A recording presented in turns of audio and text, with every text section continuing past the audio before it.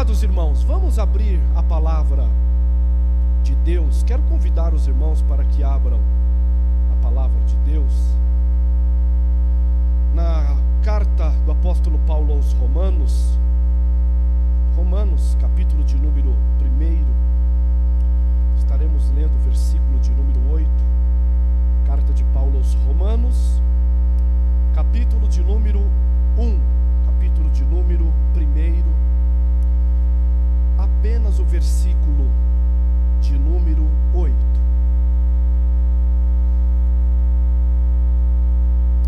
Glória seja dada ao nosso Deus para sempre. Romanos, capítulo de número 1, versículo de número 8.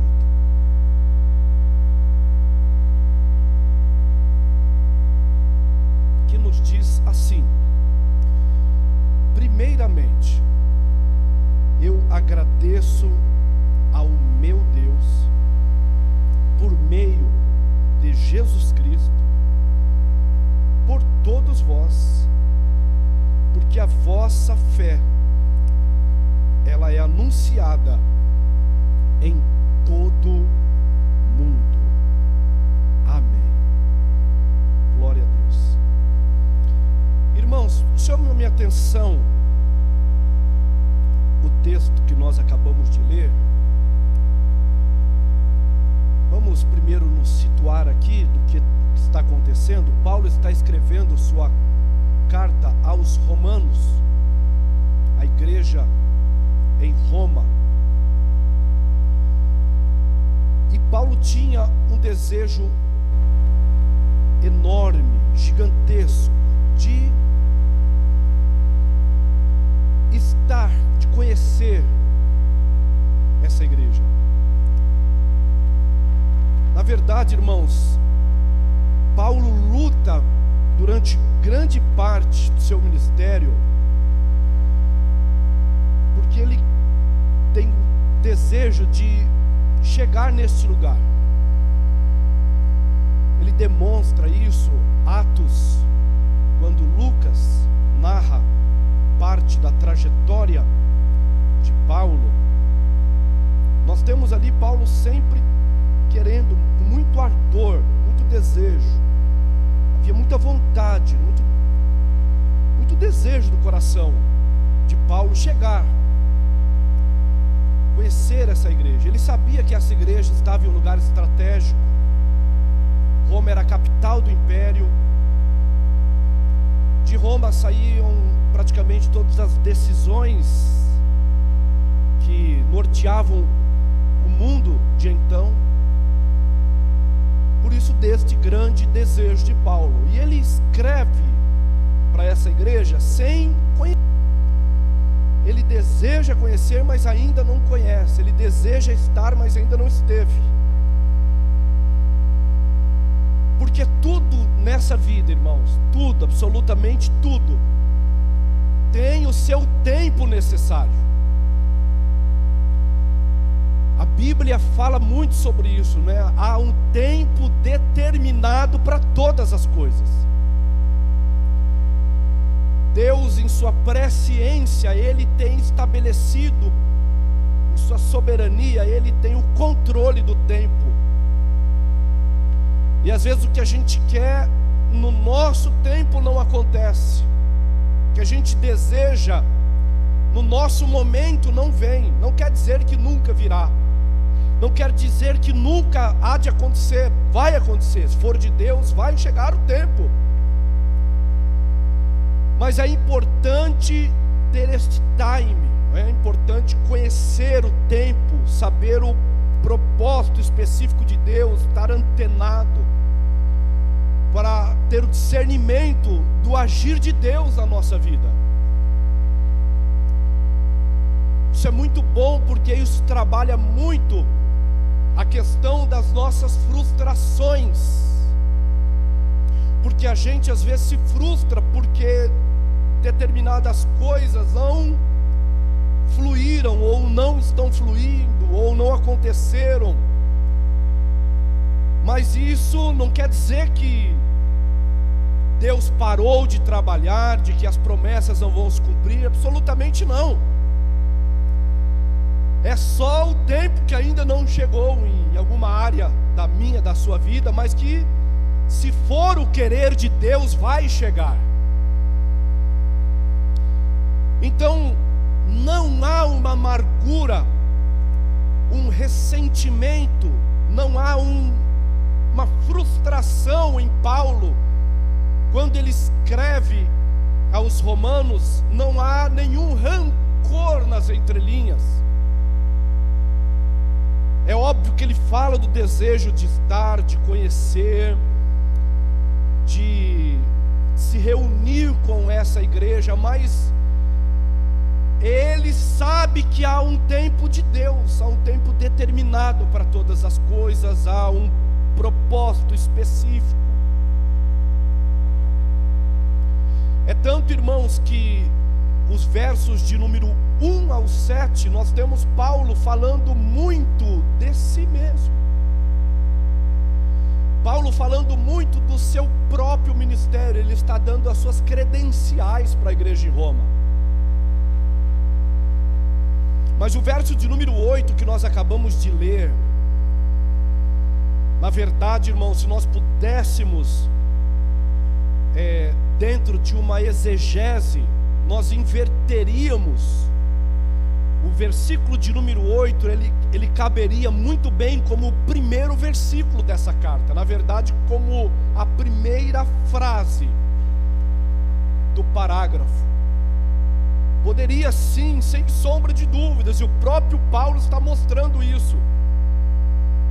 Então, não conhecendo, não estando com os irmãos, mas ele começa agora, quando ele mesmo diz, primeiramente, olha que termo lindo, não é?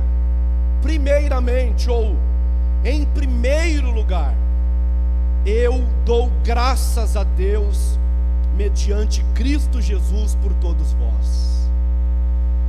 Eu acho interessante esse termo, primeiramente, não é? Ou em primeiro lugar, que quer dizer acima de tudo, que também significa desde o princípio. Veja como nós poderíamos inverter, não é? Trazer o verso de número 8 para o versículo de número 1, porque na verdade ele está querendo dizer assim: olha, eu disse tudo isso para vocês, mas eu começo a carta agora.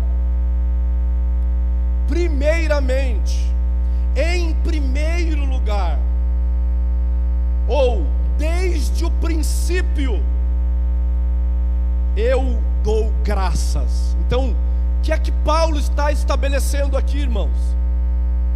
Ele está estabelecendo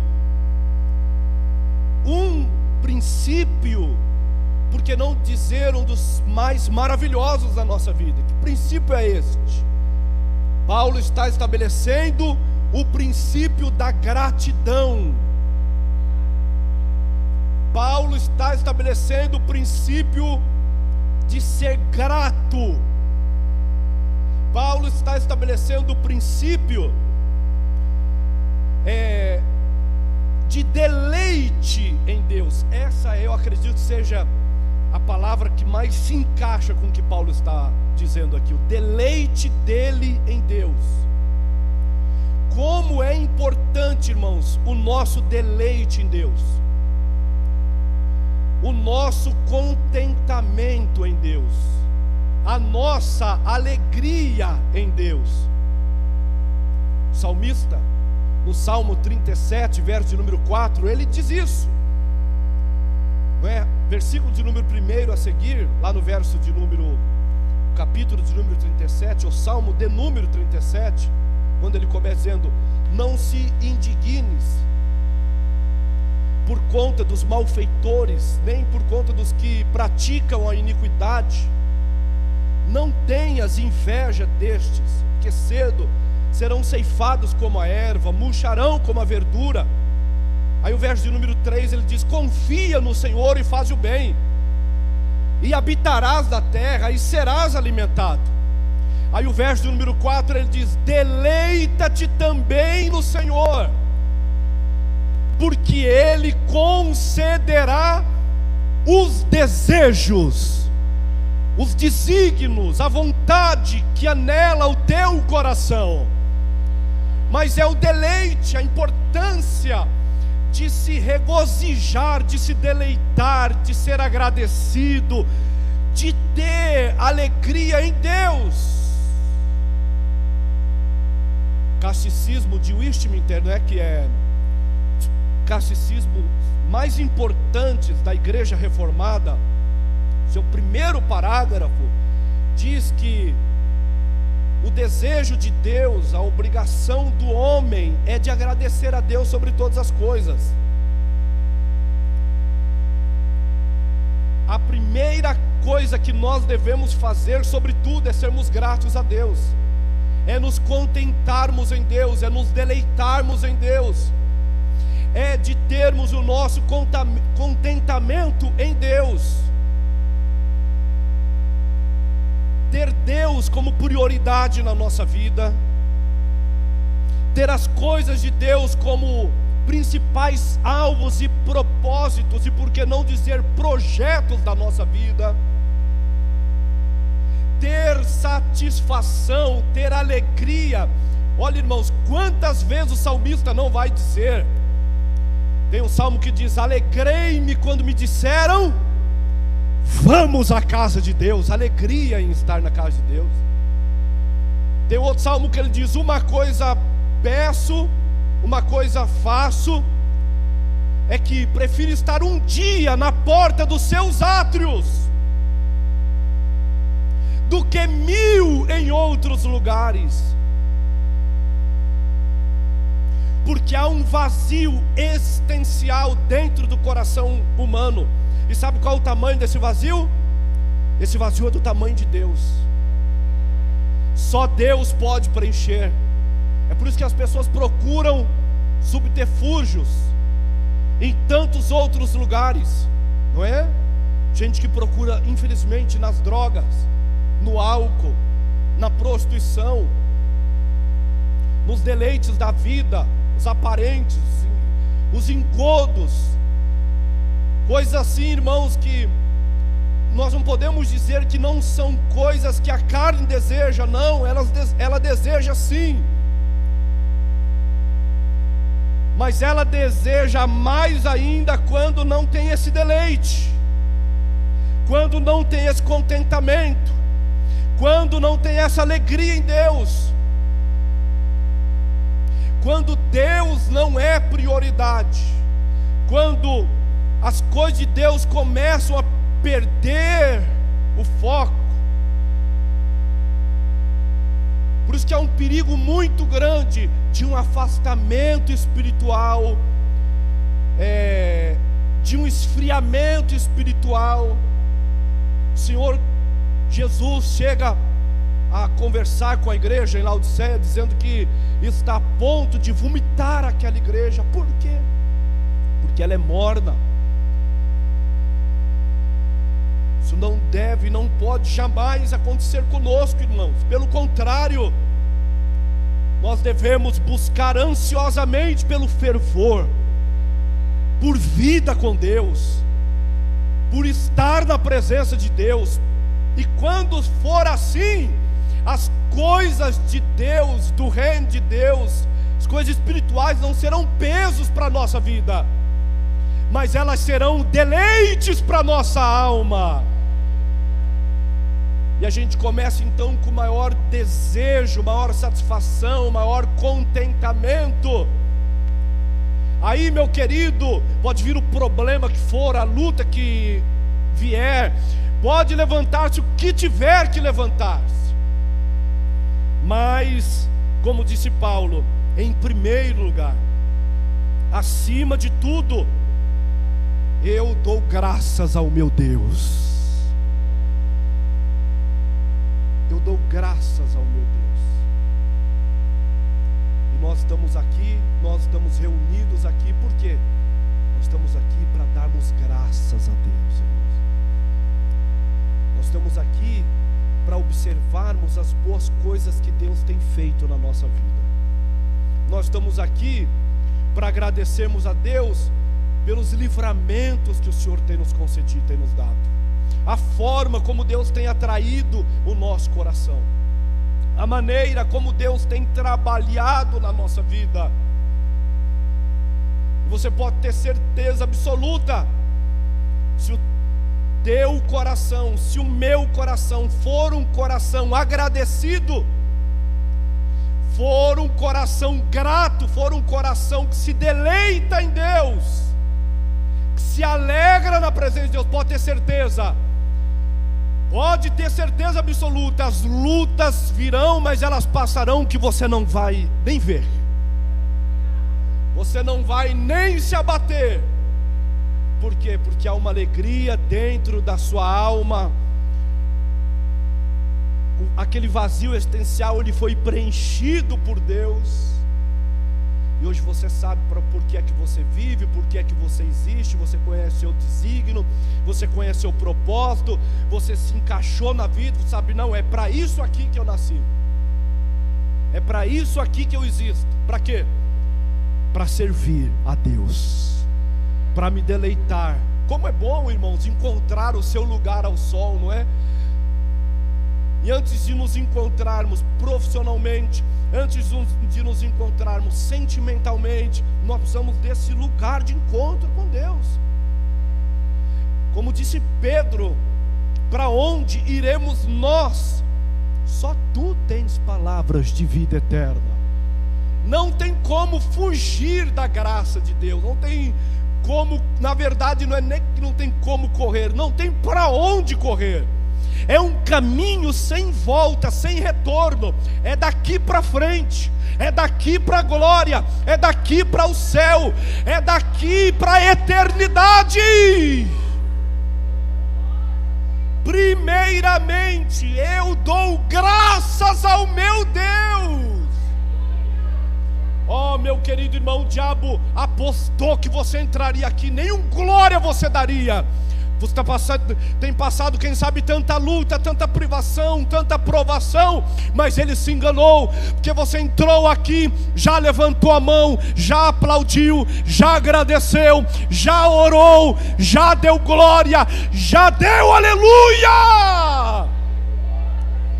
Aleluia, glória a Deus, glória a Deus, graças a Deus. Você pode fazer esse exercício, irmão, levante a mão e diga: graças ao meu Deus, te dou graças, Senhor, graças pelo que eu tenho, graças pelo que eu sou, graças pelo que o Senhor tem me dado, graças por tudo. Aleluia, glória a Deus. Gratidão. Mas ele não só expressa a sua gratidão, mas ele diz assim: eu agradeço. Esse agradecimento, irmãos, tem um alvo. Ele é endereçado a um lugar específico. Eu acho lindo isso aqui. Quando Paulo diz: eu dou graças ao meu Deus. Pronome possessivo. Pronome possessivo. Meu Deus. O Senhor Jesus usa uma expressão dessa em Apocalipse, quando ele diz assim para a igreja, para o seu povo, ele diz: e o vosso galardão está comigo. E o vosso galardão, olha onde está o nosso galardão, irmãos. Onde a traça não corrói, onde o ladrão não rouba, onde a bolsa não tem volatilidade. Nosso galardão está na mão dele. Ele diz: e o vosso galardão está comigo. Paulo usa a mesma expressão. Ele diz: eu dou graças ao meu Deus, como se Deus fosse o seu galardão.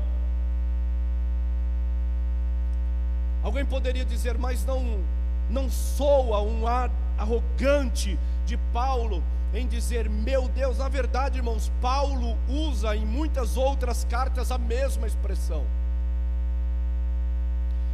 Por quê? Porque Paulo quer dizer assim, olha, ele quer dar uma conotação de intimidade. Quando ele diz meu Deus, Eu acho isso maravilhoso. Não só ele, Paulo, é posse de Deus, mas Deus, o Senhor, também é a sua posse. Ele diz, no primeiro versículo aqui da carta aos Romanos, ele se coloca como posse de Deus. Olha que coisa, irmãos. Ele diz: Paulo, servo de Jesus Cristo, chamado para ser apóstolo. Tem uma outra versão que diz assim: Paulo, escravo de Jesus Cristo. Falar isso para uma cultura greco-romana era um absurdo. Como assim escravo? Porque o escravo era, a escravatura era uma linguagem muito natural da época, que haviam escravos. Então Paulo está se colocando como posse de Deus, como escravo de Deus, escravo de orelha furada. O escravo, ele era posse do seu senhor, não é assim? O senhor era dono daquele escravo.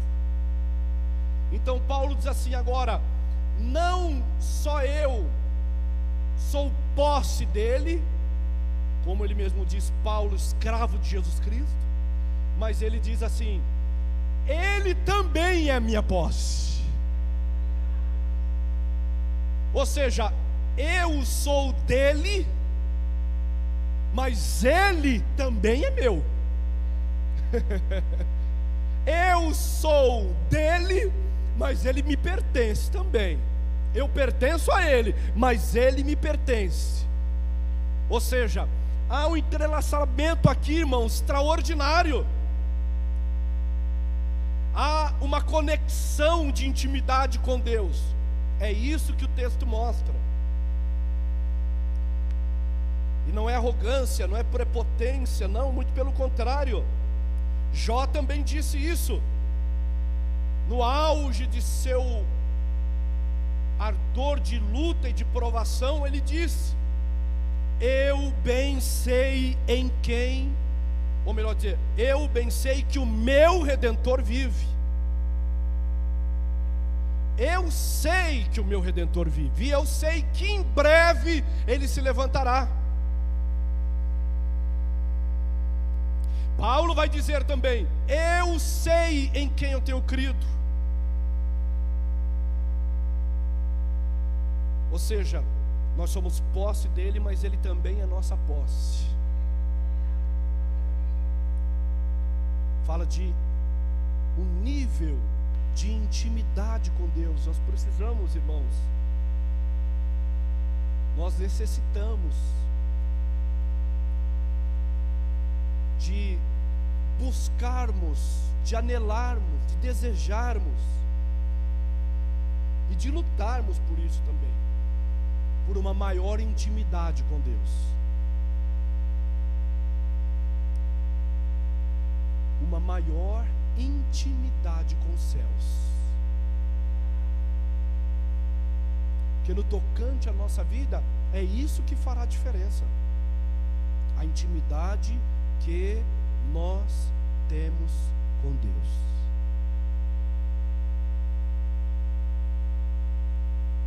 Como Ele é íntimo de mim, como Deus tem sido íntimo, como está a minha intimidade? É uma coisa assim para nós refletirmos. Como está a sua intimidade com Deus? Nós estamos servindo ao Senhor de perto, ou nós estamos servindo ao Senhor ao longe, né? Lembra quando no Getsemane o Senhor Jesus foi preso, traído e preso, e ele foi levado ao Sinédrio, e a Bíblia diz, irmãos, que Pedro seguia a Jesus como? De longe. Servir e seguir, e é possível servir e seguir a Jesus de longe.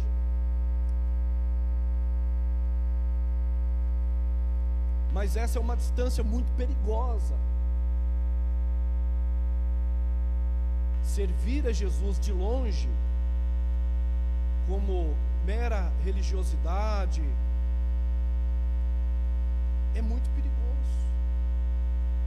Porque nós vamos ver na Bíblia, irmãos, que essa distância que Pedro permitiu-se de Jesus fez com que, ao alguém chegar nele e dizer: Pedro,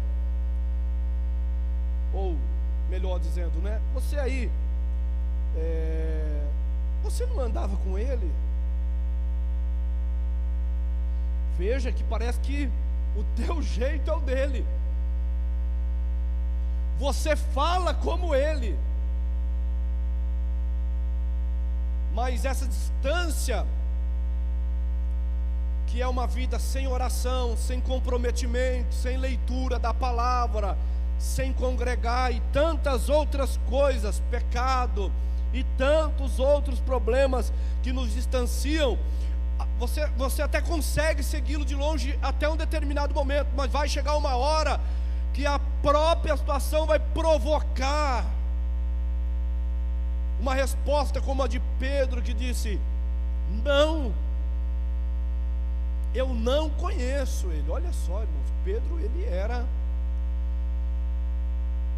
o discípulo que sempre estava perto de Jesus, não é? Você veja que as primeiras respostas quem dava era Pedro, mas por permitir esse distanciamento, como quem diz: ah não, eu vou servi-lo aqui de longe, do meu jeitinho mesmo, e eu vou ficar com ele aí, diante do meu olhar, quer dizer, eu não vou perdê-lo de vista, mas assim tá bom, é bom manter uma distância, não é bom?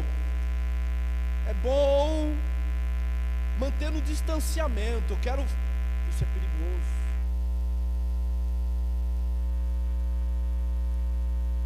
Porque Deus é Deus de intimidade. Deus é Deus de relacionamento. Relacionamento. Quando Ele criou o homem, quando Ele formou Adão e posteriormente a Eva, observe, irmãos, que Ele descia na viração do dia. Nossa, irmãos, não dá uma alegria assim ler? Uma alegria, mas também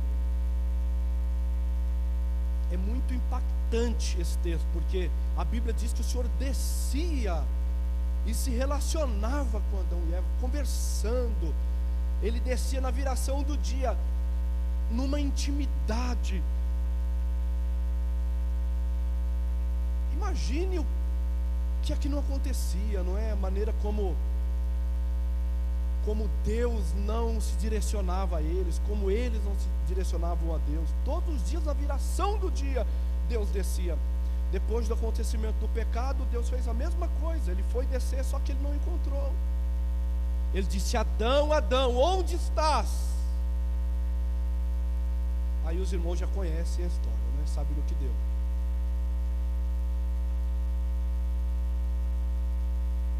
Então Deus deseja ter relacionamento, intimidade,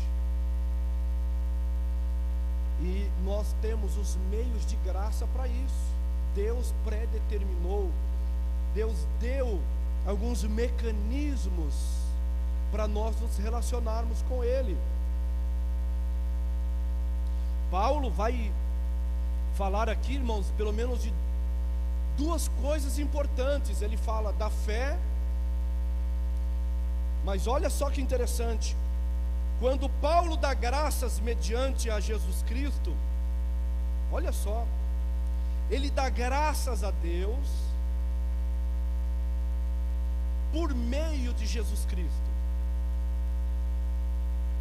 Ele sabe que Cristo é o mediador. Agora, olha que meio de graça tremenda que Deus nos dá. Ele dá graça a Deus mediante a Jesus Cristo, porque o Senhor Jesus Cristo é mediador, não só da aproximação de Deus aos homens, mas da aproximação deles mesmos. Paulo está falando da comunhão. Paulo diz: eu dou graças a Deus pela comunhão que vocês têm uns com os outros. A comunhão, o estar junto, congregar, servir a Deus, enfim, vocês sabem disso. É meio de graça, irmãos, porque Paulo não só está dando graça a Deus, porque Deus nos conciliou por intermédio de Jesus, ou seja, Deus não só nos conciliou a Ele mesmo por Jesus, como Ele nos conciliou a nós. Eu vou explicar melhor isso aqui. Se não fosse Deus, se não fosse Jesus, se não fosse o Evangelho, é bem provável que nós não nos conheceríamos. É bem provável. Se não fosse Deus, se não fosse o Senhor Jesus, que foi Ele que tocou no coração do presbítero irmão Alfredo, não foi? Para ir lá falar com o pastor Orlando, para o culto começar lá na casa dele. Aí de lá foi para perto do posto lá embaixo, depois veio para o irmão Vavá, depois para cá, teve todo um processo. Se não fosse Deus, irmãos, nós nem nos conheceríamos.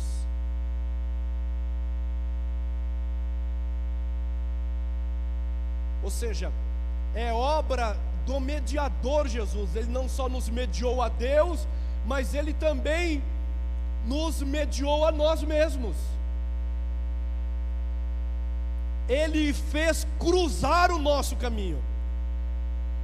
É obra de Deus, essa porta aberta, esse culto hoje aqui, nós estarmos aqui, você ter chego aqui, eu também, tudo isso é obra de Deus, e Paulo sabe disso, e ele disse: eu dou graças ao mediador Jesus, porque se tem essa igreja em Roma, é porque o Senhor Jesus abriu essa porta, e o Senhor Jesus nos deu essa graça, de nos conhecermos, irmãos, de termos comunhão, de sermos uma família. Isso é maravilhoso. Agora olha aqui, irmãos, você hoje em sua vida se viria sem essa família aqui? Você se vê sem esses irmãos? Porque Cristo fez isso.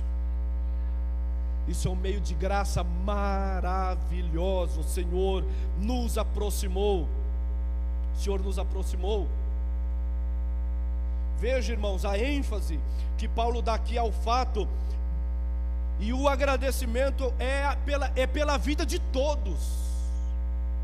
Ele louva a Deus, ele dá graça a Deus por todos. E para finalizar, irmãos, ele diz: porque a notícia da vossa fé é celebrada em todo o mundo. Veja como uma igreja mediada por Cristo pode fazer diferença. A fé dos irmãos em Roma agora estava chegando em todos os lugares. Em Colossos, na Capadócia, em Éfeso, lugares longínquos. A fé dos irmãos em Roma chegou até em Jerusalém. A fé deles era celebrada, porque era uma fé autêntica. Essa é a função da igreja, ter uma fé autêntica. O fato deles crescerem em Cristo, o fato de que agora não só coisas ruins saíam daquela capital, não só as maiores promiscuidades saíam daquela capital do Império Romano, mas agora, irmãos, tem um luzeiro ali. Agora tem uma luz que brilha em Roma. Agora tem o esplendor de Deus naquele lugar. E agora não são só os decretos que saem de Roma, não são só as leis que saem de Roma, mas quer saber o que está invadindo todo mundo também? A fé de uma igreja. a fé de um povo. A nossa fé, ela deve ser celebrada. A fé de uma igreja, a fé de uma comunidade, a fé de um povo, a união de um povo faz total diferença. Diante de tantas notícias ruins que nós ouvimos, não é verdade? Alguma coisa boa e muito boa tem que sair do nosso meio.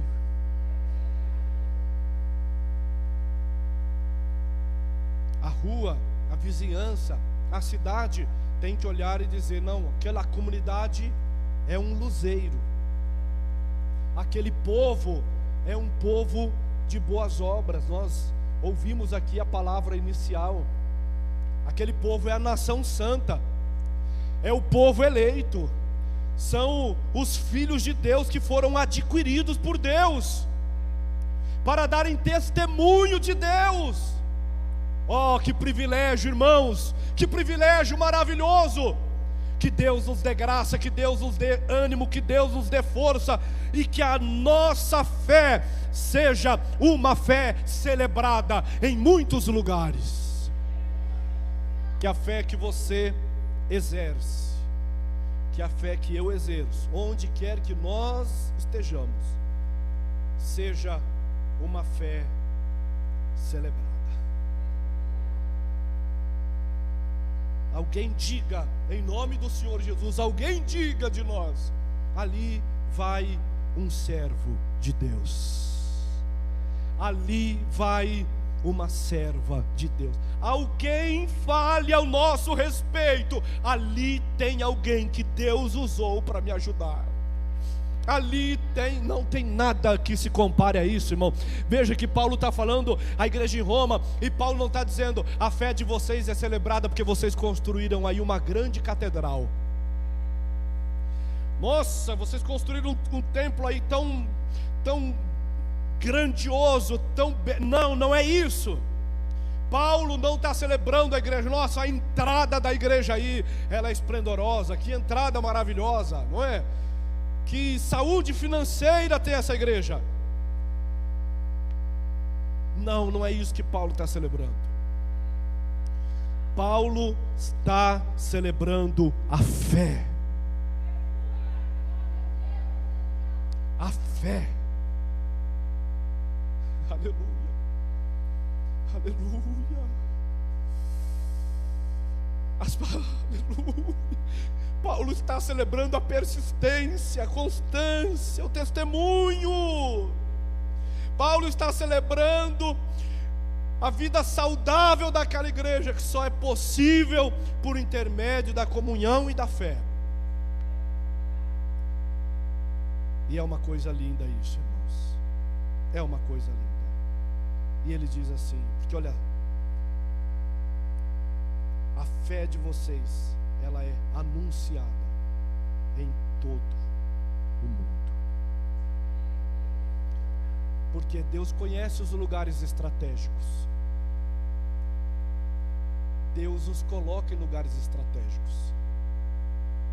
É tanto, irmãos, que da igreja em Roma, o evangelho, ele chega em tantos outros lugares, inclusive dentro do próprio Império Romano, tanto na primeira como na segunda prisão de Paulo, porque Paulo vai chegar aqui. E Paulo prega para o imperador, e o imperador disse: olha, Paulo, por pouco você não me persuadiu. Quase, mais um pouco, eu me rendo a esse Jesus. Mas Paulo pregou para os soldados de Roma, para a guarda que estava com ele, os pretorianos. Paulo pregou, Paulo anunciou o evangelho. Uma igreja perseguida, mas na perseguição, na luta, na dificuldade, ela demonstra perseverança, fé arrojada, de se manter na presença de Deus e de servir ao Senhor com alegria. Que Deus nos conceda graça, irmãos, força, para que a nossa fé seja, melhor dizendo, celebrada em todo o mundo. Vamos agradecer, vamos orar. em pés. Vamos falar com o nosso Deus. Graças te dou, ó meu Deus. Aleluia, que coisa linda. Ah, meu irmão, que dentro da nossa casa, dentro do nosso lar, dentro da nossa família, permaneça gratidão a Deus por tudo. Graças te dou, meu Deus, porque o Senhor mediou, inclusive nos conhecemos, estamos aqui, foi por conta da tua misericórdia, foi por conta do teu amor, foi por conta da tua graça. Abençoe nosso povo, nossa igreja, nossa cidade em Caieiras, a nossa obra aqui neste lugar, meu Pai. Venha conceder graça aos teus filhos, que nós continuamos, Pai, tendo esta fé persistente, esta fé arrojada, que não desiste, que continua. Toma-nos, Senhor, nas tuas mãos, fortaleça-nos, continue dando-nos graça neste lugar. Senhor, que essa igreja, não só pelo fator geográfico, mas pelo fator espiritual, ela seja um diferencial nesta cidade, Pai. Que esta igreja, não só pelo fator geográfico, nós não, ó Pai, estamos, quem sabe, bem posicionados no centro da cidade, ou em um outro lugar de maior visibilidade, mas nós temos a graça do Senhor na nossa vida. E é isso que nós queremos, Senhor, servir-te, adorar-te, fazer a obra do Senhor, meu Deus, neste lugar. Ganhar almas para o teu reino, glorificar o teu nome, ó Pai. Ah, Senhor nosso Deus, que isso seja conosco também, que nós estamos, o Senhor nos plantou, o Senhor nos colocou em um lugar estratégico da nossa vida, em um lugar estratégico das nossas vidas, Senhor. Tu tens colocado cada um em um lugar estratégico, para uma determinada obra específica, e eu creio que nós faremos a obra do Senhor. Abençoe o teu povo, fique conosco agora, Pai querido, Deus amado. Leva-nos em paz aos nossos lares, concede-nos, ó Deus, um retorno abençoado aos nossos lares, uma noite de descanso. Daqui para o fim de semana queremos estar em sua presença. Abençoa-nos, Senhor, para o culto domingo, quando estaremos aqui te adorando, te glorificando, te bendizendo. Sê conosco, Pai, é o que nós te pedimos, te agradecemos, em nome de Jesus, amém. Graças a Deus, amém, meus irmãos.